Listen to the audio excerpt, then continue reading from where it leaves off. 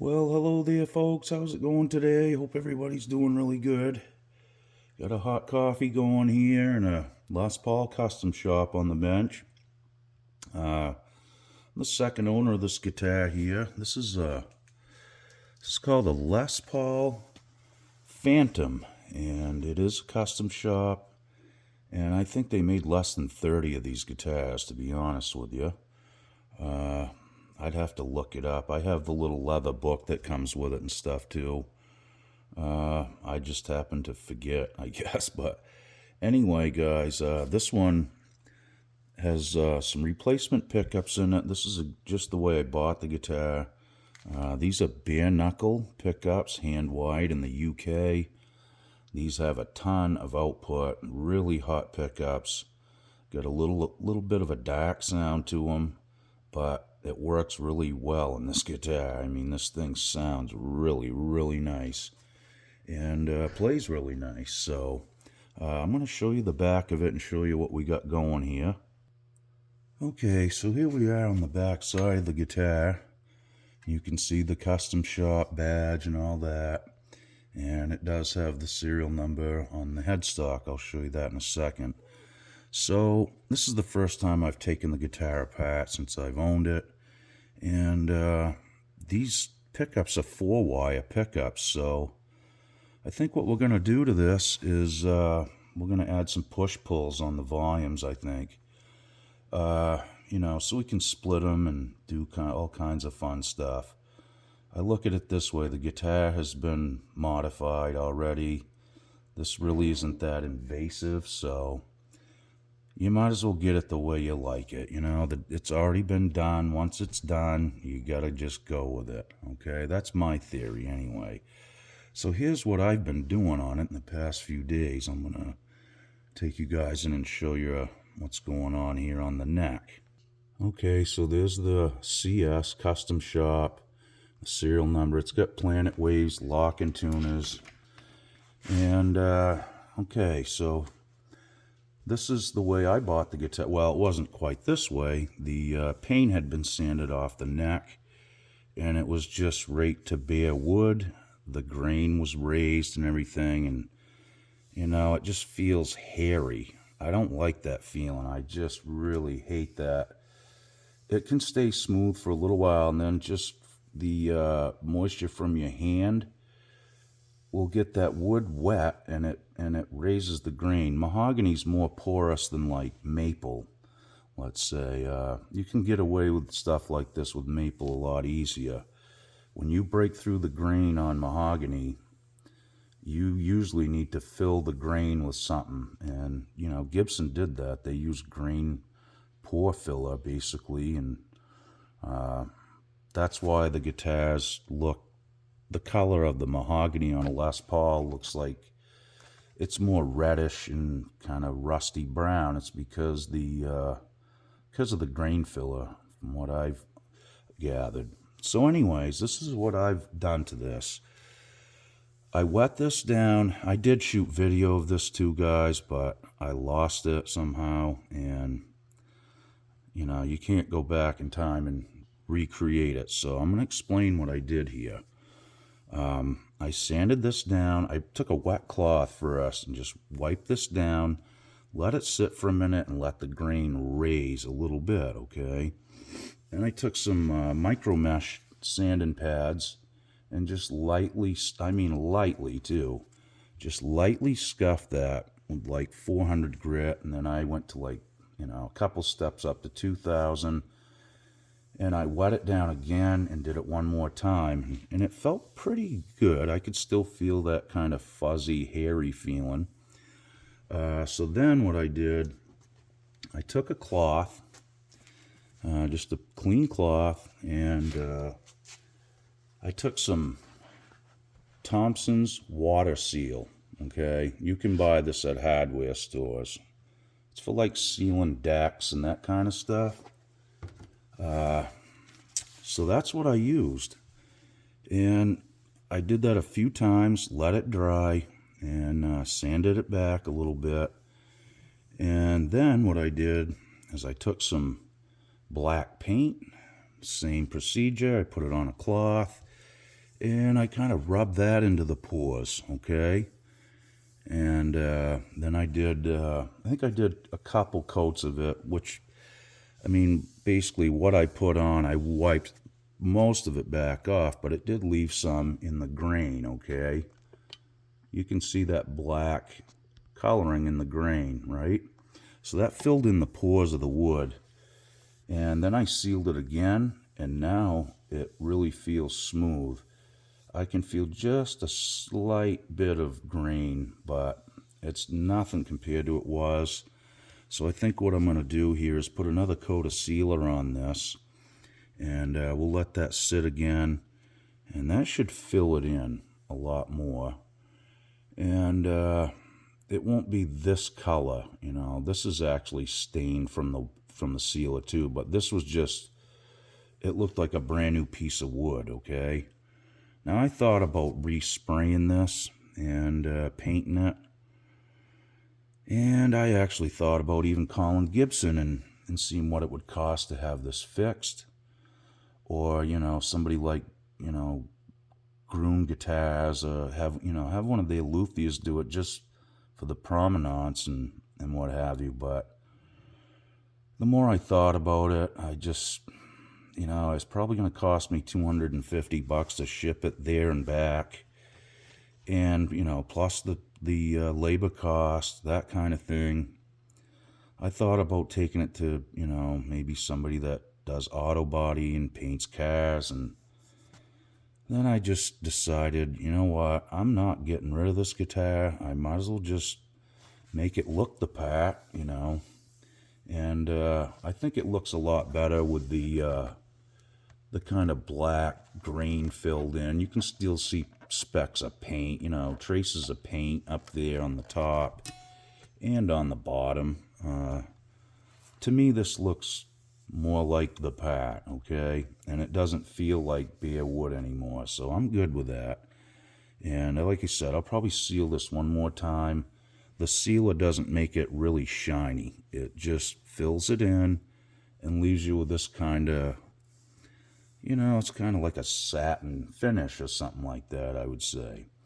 So I think we're gonna probably just, like, you know, like I said, put another coat of sealer on, let this dry, and I may have to sand that back one more time, but I don't really think so. I think it's going to be okay. So I'm going to apply one more coat right now, and then we'll press on. Okay, guys, so here we go. I'm just going to wipe some on here. It's not, whoops, excuse me, I didn't mean to bump the camera, guys. It's not, it doesn't affect the paint or anything like that. So if you guys are nervous about using this stuff, I was the guinea pig, let's just say that. I just, you know, I didn't think it would harm nothing. I've used it on decks and stuff before, so, and it's made for wood, so, you know, I figured it would work. As you can see, it only takes a second to do this.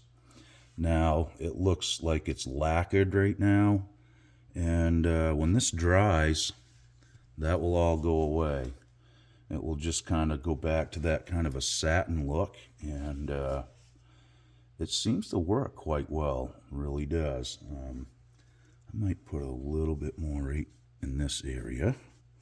I could kind of see a little bare spot, so not really bare, but it just didn't seem like it had the same coverage as the rest of it. There we go. Yeah, that's way better. Okay, so again, I'm just using a rag and some Thompson's water seal. And like I said, I haven't seen anybody actually use this product on a guitar, but you saw it here first, folks.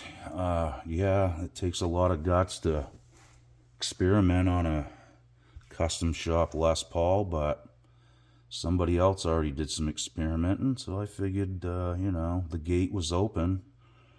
I'm gonna go in too. So there we have that little part of the guitar. Like I said, I'm gonna let that dry up nice, and then we're gonna focus on this. like I said, these bare knuckle pickups do sound really nice in this guitar. So, as you can see, we have green wire and a white wire taped off on both. So that tells me they are 4-wire, okay? There's actually 5 wires in them. There's, green and white, red and black, and then a ground, bare wire, I should say. And this has got 223 caps in it. I may actually change those out. I'm thinking about ordering some Sozo or something like that. Not that these are bad, but while I'm right there, I might as well do it up. Other than that, this guitar plays exceptionally well, and it sounds really, really nice too. Again, once it's been done, it's been done. There's no turning back unless you want to, pay up. Maybe you guys, I'd really appreciate your thoughts on this too, guys. What would you do in this situation? Would you pay, I'm thinking upwards of $1,000 to have this fixed? Is it worth it? Because at the end of the day, it's not 100% original because it's been done. Even if it's done by Gibson, you're going to have to call it a partial refin. I don't see it. I just don't see the value. I think these guitars were probably around $5,000 new or something like that. I can't really remember, but, in any case, it's used, it's been tampered with, and does it make it a bad guitar? Not at all. Does it make it less valuable to collectors? Absolutely. But you know what? If you're not going to sell the guitar and you really like it and you're going to play it and something like this has been done, I don't see the big deal. I really think, at the end of the day, I just want to play this guitar and I want it to feel good in my hand. And honestly, I have not been playing this guitar because of that reason. I've played it in a couple videos, but I immediately would put it down just because I couldn't stand the feel of that. But,